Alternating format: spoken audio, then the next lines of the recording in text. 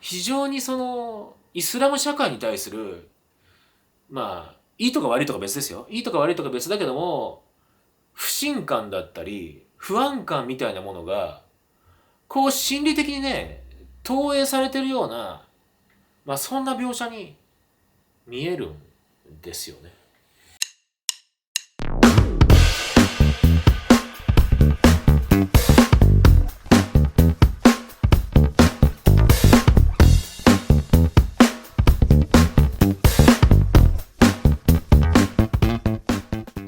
でまあ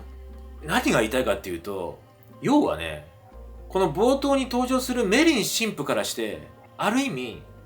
病んでるわけですよ。はい、要は先入観を彼は持ってるわけですね。邪悪たる人間の心の中のね悪魔、はい、人間の心の中の悪魔は中東から生まれてきたんじゃないのかなと。要は異教徒ですよ。異教徒で、ここでね重要なのはそのカトリックなんですよね。キリスト教なんですよね。でキリスト教もイスラム教も、まあなんていうんですか、元の経典は旧約聖書じゃないですか。で共に非偶像崇拝で、いわば兄弟みたいな宗教なわけですよね。ただしイスラム教はかなり後発なわけじゃないですか。はい、いわば、まあ、ユダヤ教の新解釈を最初にしたのがキリスト教で、その次かなりの時代年数が経った後にまた新たな新解釈をしたのが、まあちょっと非常に乱暴な言い方ですけどもね、イスラム教だとすると、まあ隣人同士は仲が悪いって言いますよ。だからそれでなくても異教徒として気持ち悪い存在だったいわばイスラム文化っていうものを最初から悪の発祥、人間の心の闇のいわば、源がねある場所だっていう決めつけなんですよね。だからこそ彼は中東にこそ人間の心の中の悪魔という概念が発生する起源というものがあるんじゃないのかなと。それがイエズス会の、まあリアリストたる神父のね、いわば神の探求から派生した悪魔の探求によるね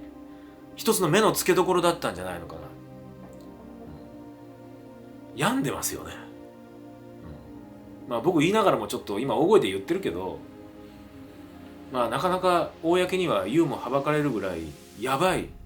考え方じゃないですか、今の21世紀のね視点から言うと。である意味ねこれ喋りながら思うんですけど、非常に恐ろしいのはそれがある意味制作者側、ウィラン・ピーター・ブラッディ氏だったり、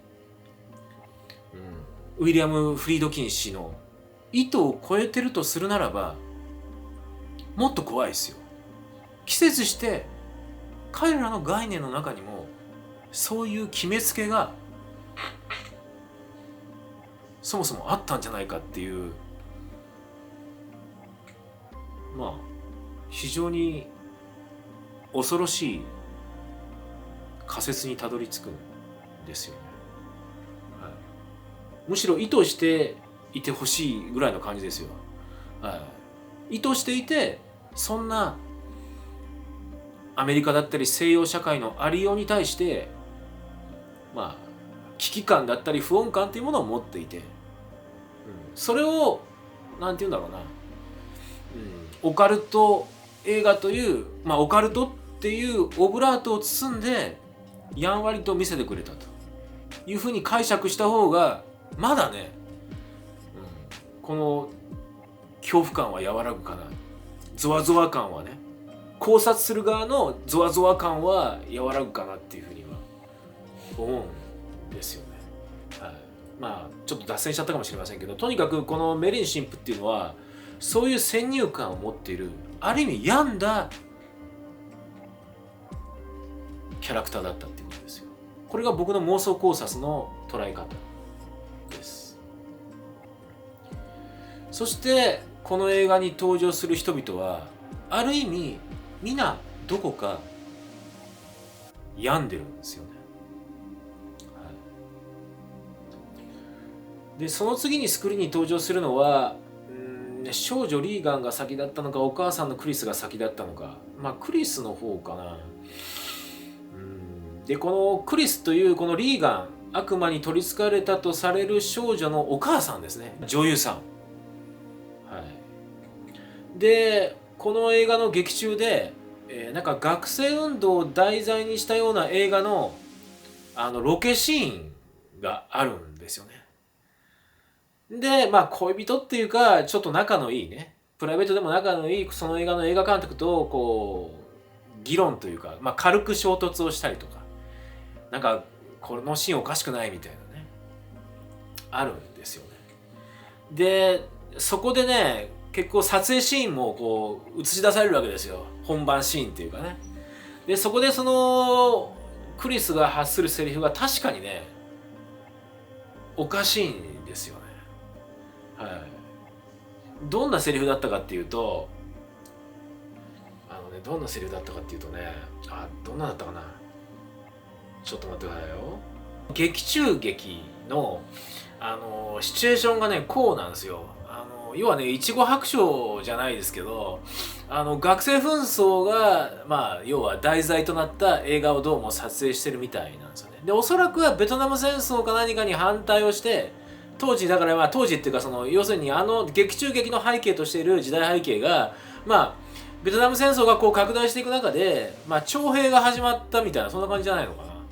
で要は徴兵されるのを、まあ、嫌がった生徒たちが校舎を占拠して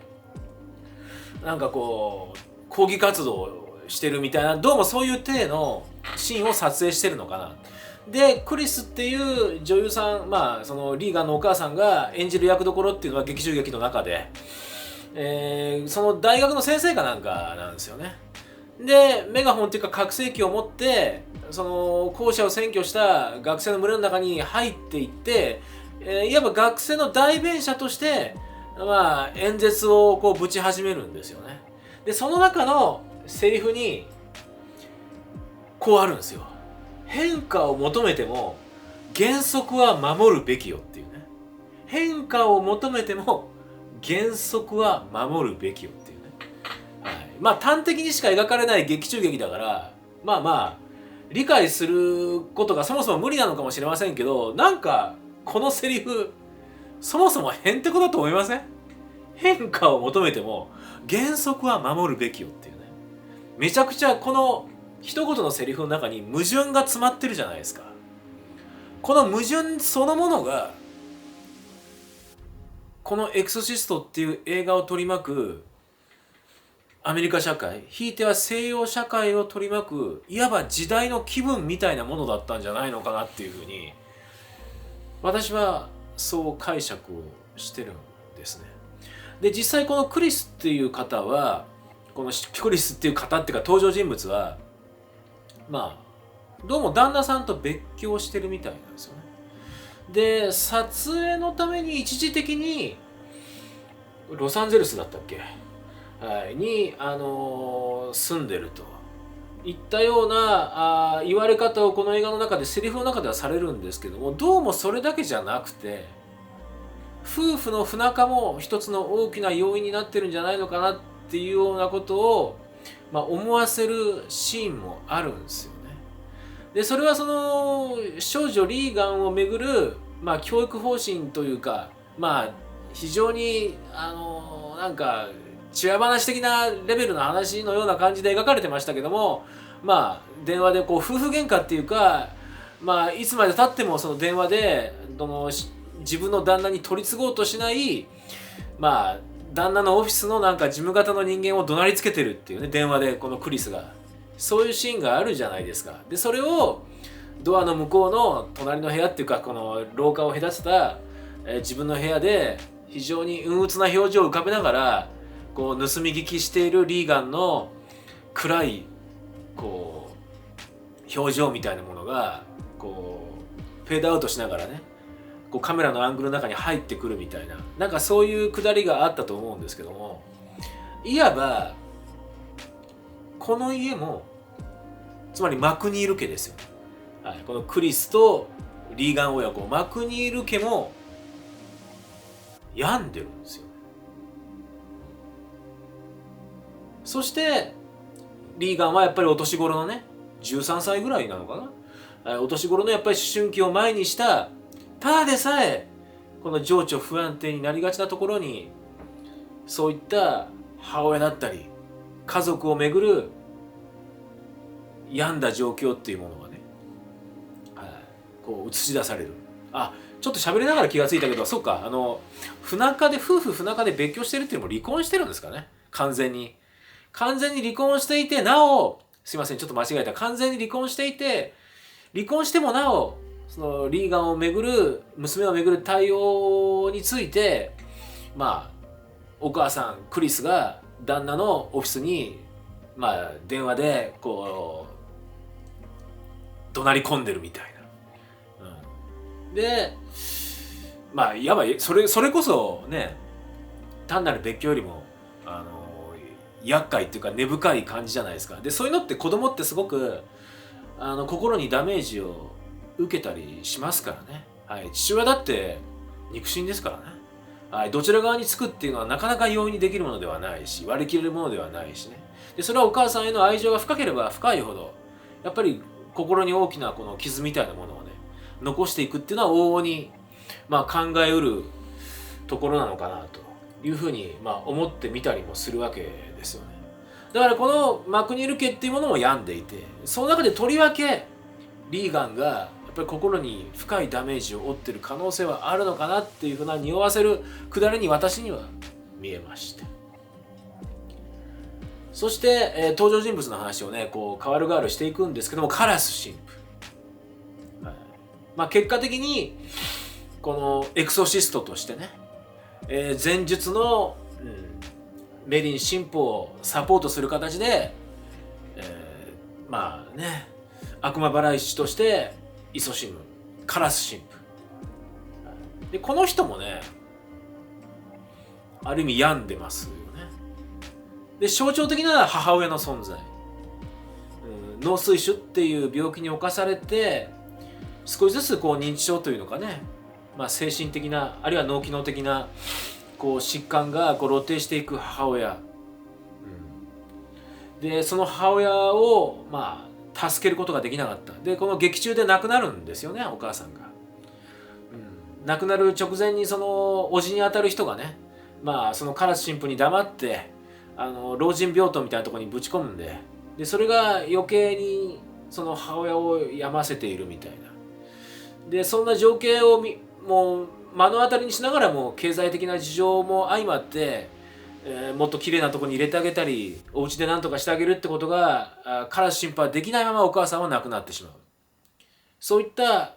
お母さんへのなんて言うんでしょうかね、罪の意識っていうか贖罪の意識だよね、まさに。そういったものが、彼の心の中にこう影を落としてるっていうね。一方で彼は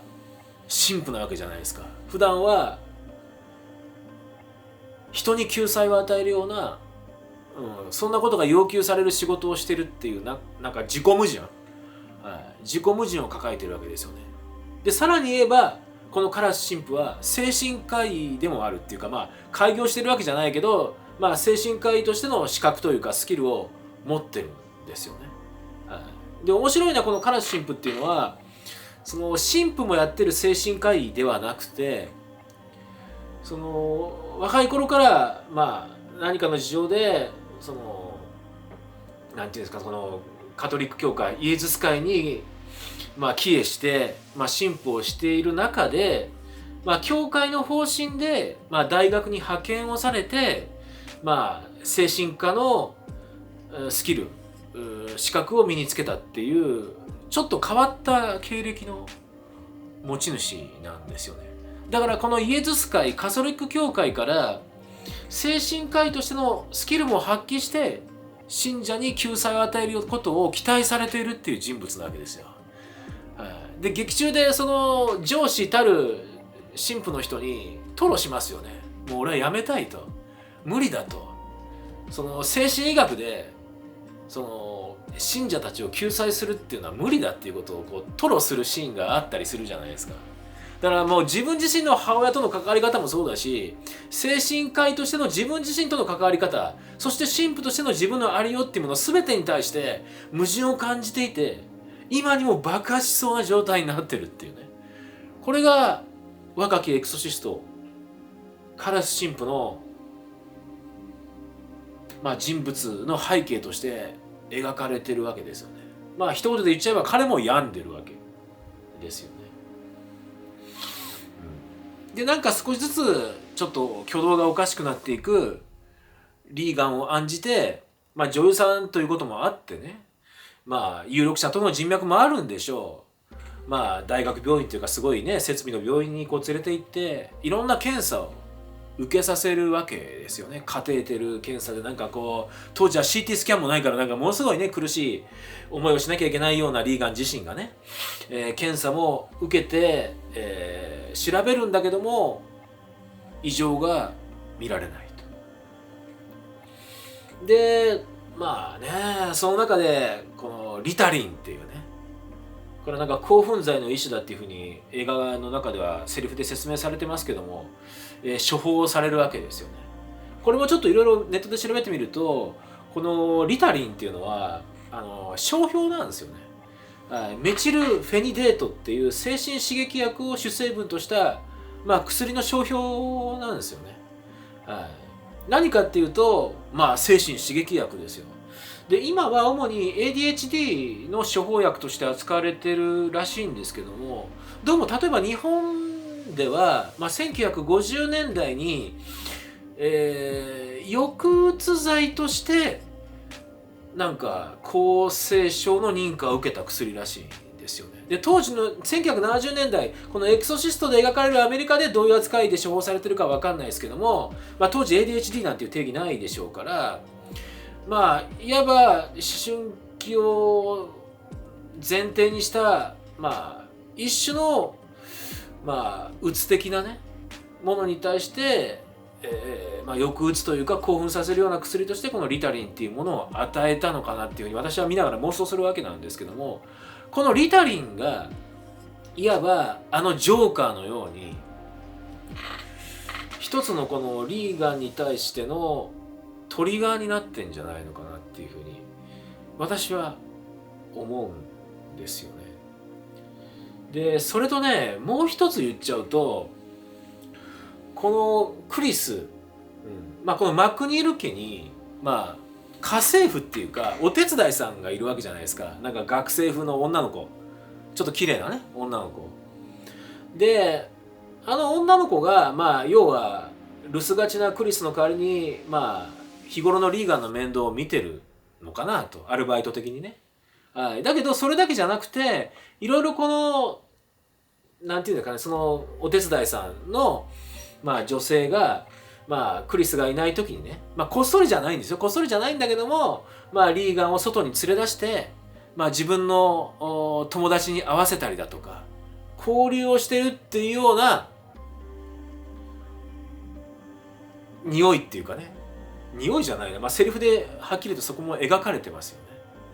でそれってそのリーガンの口からお母さんとの日常会話で出てくるんだけども、その会話を見ていたそのお手伝いさんがね、名前なんていう名前だったか役名だったか忘れちゃいましたけども、それ話しちゃうんだみたいな目つきでそのリーガンの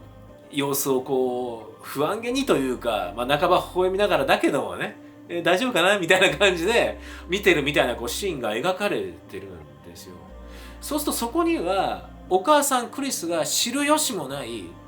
リーガンの、若いけれども大人たちとの交流みたいなものを、匂わせてるんですよね。でそれはもしかしたらですよ、13歳の少女には不適切な交流みたいなものも中にはあるんじゃないのかな。でそれもリーガンの心に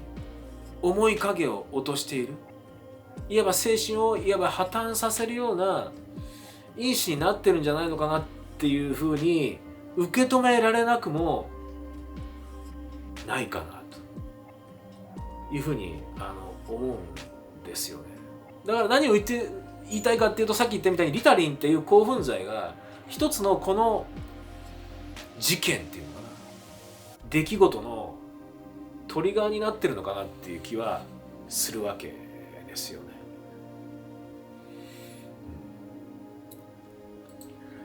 そうそうで、とは言いながら、そのなんていうの、サイコサスペンス説を打ち砕くシーンっていうものが出てきますね。ベッドが大きく揺れたり、しまいには大きく揺れるどころかベッドが浮かんだりとかね、少女リーガン自体が浮かんだりだとか、少女リーガンが浮かぶ前ですけど、もっと前のシーケンスで首がね180度回転したりとか、ああいういわば超常現象がこうはっきりと描かれるに至り、映画を鑑賞している我々の方もね、あ、そうかと、私が頭の中で組み立てていたサイコスリラー説はこれでダメだなと打ち砕かれるわけなんですけども、ちょっと待てよと。さっきも言ったみたいに、この映画の主要登場人物、メリン神父、女優クリス、カラス神父、皆それぞれに、それからリーガンもね、リーガンも含めてどこか病んでるわけですよ。やんわりと病んでるというよりも、もしかしたら強烈に病んでるかもしれないと。で、人間っていうのはね、極限状態を共有すると同じ幻覚を見ることがあるっていう説は確かあるんですよ。ちょっと医学的な深いところわかんないんですけど、集団的幻覚体験とか、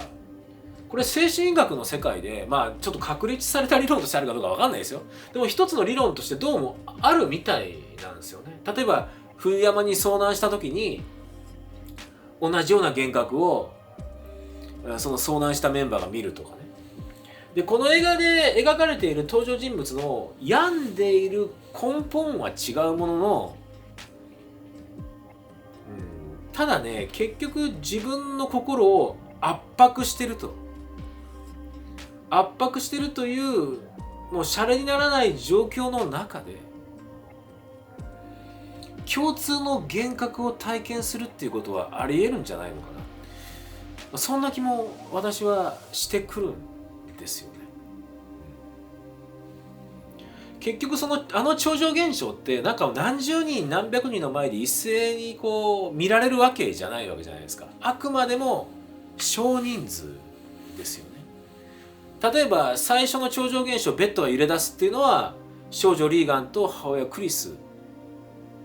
の目を通してだけ描かれる情景ですよね。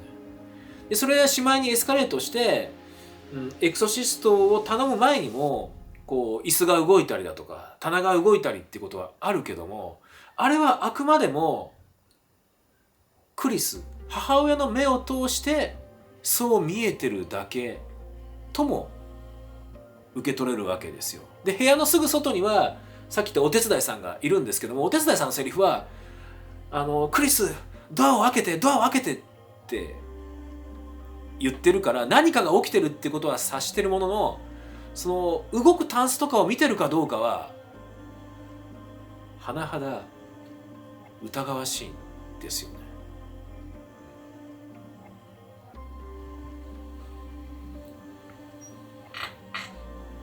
でその後のリーガンが浮かんだりだとか、そういった情景っていうのは、例えばリーガンとメリン神父、カラス神父、せいぜい3人なんですよね。そこにクリスも居合わせるシーンすらほとんどないんじゃないかな。だからクリスとリーガンとメリン、カラス、あくまでも少人数の中で超常現象は描かれているとするならば、さっき言ったようなね、ある意味各々理由は違うけども相当なる精神的圧迫を持ってある意味病んでる登場人物たちが集団的な幻覚を体験したっていうことは、まあ分かんないですよ、私そういう専門じゃないから分かんないですけど、ありえるっちゃありえるんじゃないのかなと。でそこで結果的には少女は顔に傷を負い、そして低層にもまあちょっとね言うもはばかれるんだけども傷を負いするわけじゃないですか。ただそれがあの登場人物たちの集団的な幻覚というフィルターを通して描かれているに過ぎないのであれば、実はあの部屋の中で何が行われていたかっていうのは誰にもわからないっていう話なんですよね。ただし少女は顔や体、そしてまあ局部にまで傷を負いという結果だけを仮にファクトとするならば、実はあの映画で描かれている描写よりもおぞましいことがあの部屋の中で実は起きていたんじゃないのかなと。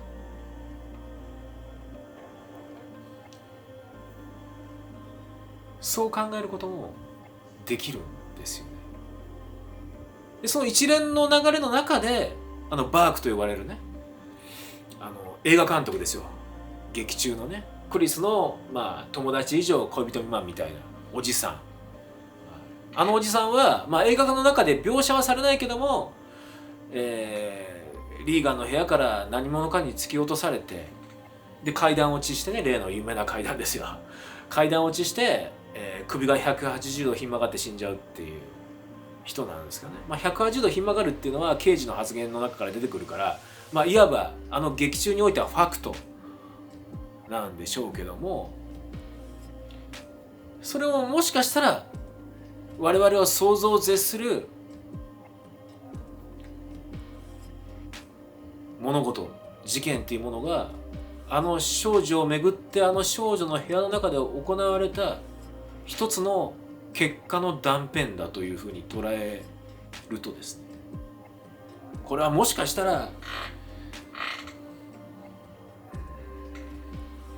オカルト映画として捉えるよりもサイコスリラーとして捉えた方がよっぽど深淵で恐ろしい闇深い物語なんじゃないのかなと、まあそういうふうにね受け止めることもできるんじゃないですかね。まあもちろん原作者のウィリアム・ピーター・ブラッディはまあおそらくはですよ、まあそれを意図してあの小説を執筆したわけじゃないでしょうけどもね、おそらく。まあそれは逆に言うとなぜかっていうと、このエクソシストはシリーズ化しました。はい、私実はエクソシスト2も3も見てません。興味ないんであんまり見てないんですけども、まあ2はちょっと SF 的な展開になるらしいですね。で非常にウィリアム・ピーター・ブラッディは怒ったらしいですね。で怒って、自分が後に書いた小説を元にしたエクソシストの正当なる続編だということで映画を再制作した。でその時はもうウィリアム・ピーター・ブラッディはメガホンを握ったらしいですね。はい、でその映画はどうもガチのオカルト映画として描かれているようなので、まあ、おそらく私のような最高スリラー的な受け止め方っていうのは制作者の意図という意味においては間違ってるんでしょうけども、ただそういう解釈をしてもね興味深い。でもしかしたらウィリアム・ピーター・ブラッディも当初はそういう意図があってあの小説を書き一作目の映画の制作に乗り出したのかもしれませんけども、実はあまりにもこの物語がえげつない内容がゆえにオカルトというオブラートを包む必要があったのかな。そして公にはこれはあくまでもオカルト映画なんだと、オカルトストーリーなんだということを主張する必要があったんじゃないのかな。実はこの映画で描いた根深い社会の病巣みたいなものを密かに忍ばせる形にしておかないと、はっきりと説明しちゃったらヒットどころか映画は上映されず、自分自身にも、要はウィラン・ピーター・ブラッディ自身にも社会的によからぬことが起きるんじゃないのかなという、ある意味リアルな恐怖感が彼の中にあったからこそ、この何ともえげつないサイコスリラーをオカルト映画だと言い切らなければいけない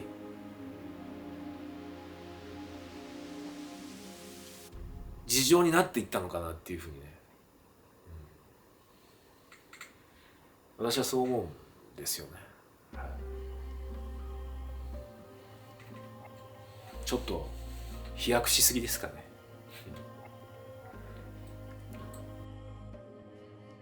ここで、一つ補足なんですけども、悪霊パズズの像ですよね。はい、あれはその大昔像が作られた頃、そのアッカドでは魔除けとして使われていたらしいんですね。そんな用途があったからこそ、あえて像は作られたっていうふうに思うんですけども、これ考えてみると一つのその偶像崇拝になるわけですよね。それが悪魔崇拝かどうかっていうことを以前に、そのイスラムにしてもキリスト教にしても彼らは非偶像崇拝なんですね。だから偶像崇拝っていうのを邪教として受け止めているわけですよ。はい、だからそんなパズズの像を作って魔除けとはいえ、偶像崇拝に陥るというか、勤しむというか、その行為自体がね、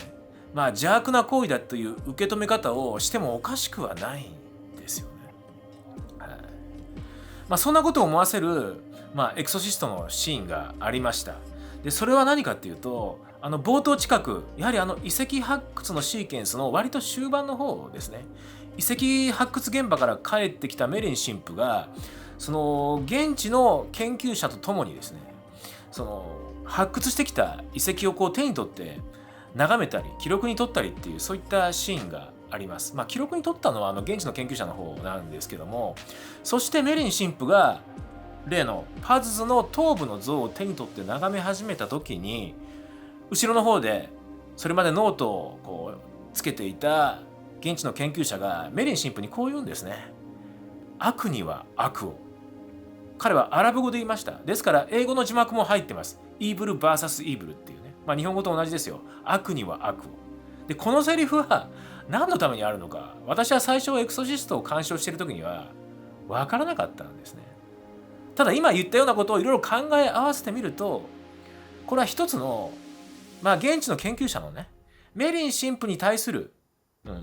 カトリック教の神父であるメリン神父に対する一つの言い訳だったんじゃないのかなっていうふうに思うわけですよね。悪には悪を、まさに魔除けですよね。つまりアッカドの市民は、言い換えればイラクの市民はかつてのね、日常の不安から逃れるためにあえてこの偶像を作り崇拝してたんだと、悪気があったわけじゃないんだよといったような一つの言い訳なんじゃないのかなっていうふうに私はそうね、今いろいろ考え合わせることによって受け止めるに至ったんですね。ところがメリン神父はますます、イスラム文化だったりイスラム社会に対する一つの不穏感というか、嫌悪感みたいなものをね募らせていったんじゃないのかなと、そんな風にも思うわけですね。ある意味客観的に見ればそれもしかしたら強い思い込みというのか、いわば欺瞞ですよね。ともすれば今ここまでのね現代に至るまでの社会情勢を考え合わせたら、一つの分断を生む大いなる欺瞞とも受け止めることができますけども、そういう意味でね、ある意味病んだ感覚のメリン神父だからこそですね、他のメインキャラクターと同様に心に大きな病を持った少女に臨してですね、集団的な幻覚を見るに至ったという一つのね、これは根拠になってくるんじゃないのかなっていうふうに私は受け止めました。だけどなんかね、ネチネチっと細かい描写があるわけですよ、この映画エクソシスト。オカルト映画で片付けるんであればよせばいいのにっていうほどネチネチっとね描写があるんですよね。でね、それは何かっていうと、そうですね、まあいろいろあるんですけども、例えばそうだな、リーガンのねベッドの枕の脇に誰が置いたかわからない十字架が置いてあったりだとかね、あれなんかは私は思うんだけど、もしかしたらそのカラス神父っていう人はね、まあある意味クリスっていうその母親、女優の追っかけしてたわけじゃないですか。さっき言った劇中劇のロケのシーンでそのオーディエンスの中にそのカラス神父の姿があるんですよね。はい、だからもしかしたらそのクリスのいわばストーカー的な存在で、何かをきっかけにリーガンの部屋にはそもそも出入りをしてたんじゃないのかなと。言ってしまえば彼もまたリーガンに対する加害者の一人で、その両親の呵責、その両親の呵責から自ら死を選び、自ら死を選ぶことで自分自身とリーガンを同時にね、救済しようとしたんじゃないのかなとか、まあちょっと嫌な解釈だけどそんなことも、まあ、頭をもたげたりするんですよね。だとかまあリーガンにこのカラス神父がこう聖水をかける、聖水だと言いながら実は水道水だっていうね。だけど妙にその悪魔に取りつかれたとされるリーガンは苦しむわけじゃないですか。あれなんか見ると本当にオカルトでいうとこの悪魔なのかお前はみたいなね、いわばなんか一時的に生じた、まあ、リーガンの中での多重人格症状だっていうふうに見てもおかしくはない。そして浮かび上がるのはさっきも言ったみたいに集団的幻覚だとするならば、まあ一応の説明、サイコスリラーということを前提にしてもね、説明はつくんじゃないのかなっていうふうに私は思うんですよね。あとはそうだな、そうそう、刑事ね、刑事とカラス神父とのやり取り、あそこも結構な時間を割いてこうセリフの応酬がありますよね。要は職質じゃないんだけどいろんな質問を刑事が、この刑事は実はねエクソシスト3では主人公に変わるわけなんですけど、そうらしいですけどね、私見てないけど、この刑事がそのカラス神父にいろんな質問をするやり取りの中でカラス神父のことを、まあ冗談半分なのかそのパラノイドみたいな風にこう言うじゃないですか。おそらく私の解釈では刑事の頭の中でお前がやったんだろみたいな、バークモーみたいなね、だからそういう疑いの目を向けてる節はありますよね。でそうそうで、その会話の応酬の中でカラス神父の吐くセリフの中にドミニコ修道士会っていうね、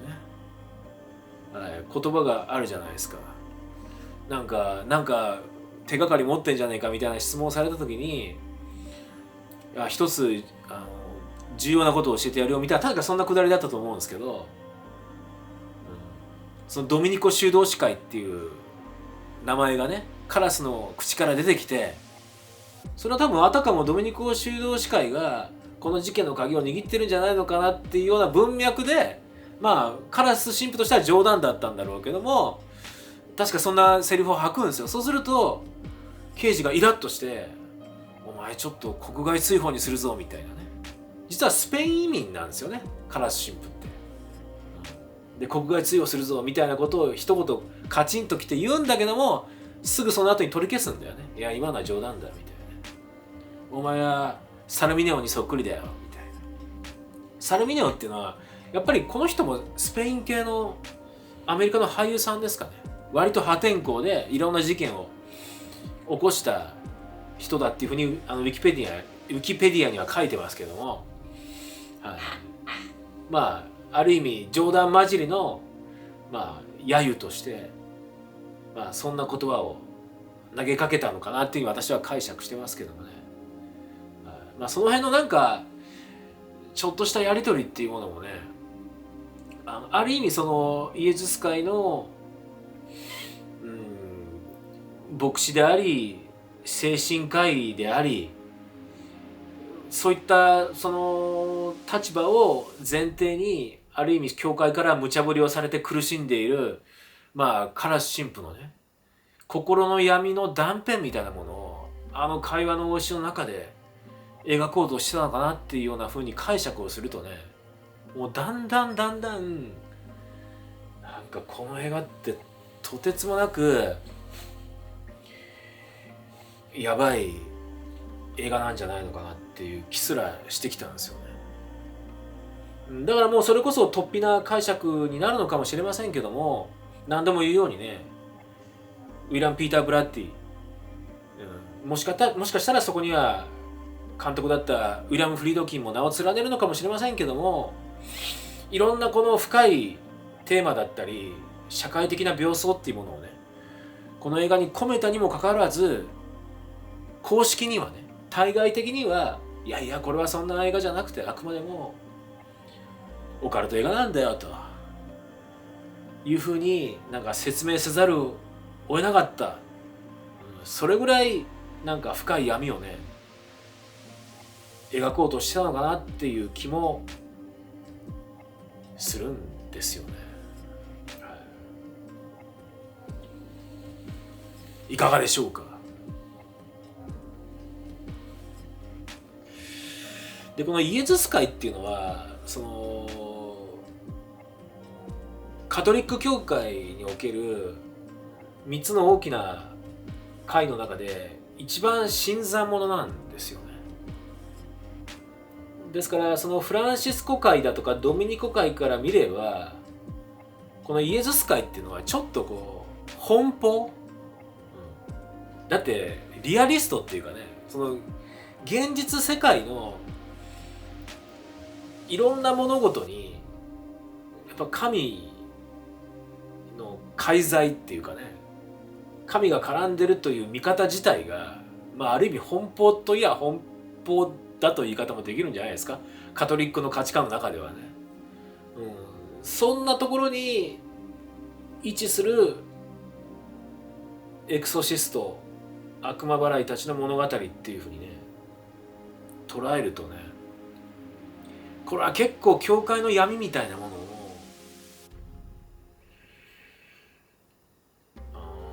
描いてるのかなっていう気もするんだよね。そうでそのいらん細かい描写っていう中で今ちょっと言い忘れてましたけども、映画の割と冒頭に近いシーンの中で教会がいたずらされるっていうくだりがあるじゃないですか。なんかマリア像がねなんかすごくハレンチなこう装飾をつけられて貶められてるみたいな。であれなんかどう考えたって人間の仕業じゃないですか。だからそのキリスト教とか特に敬虔なキリスト教だと言われるカトリック、伝統的なカトリックの世界の中でそのなんか人間の心の闇みたいなものがね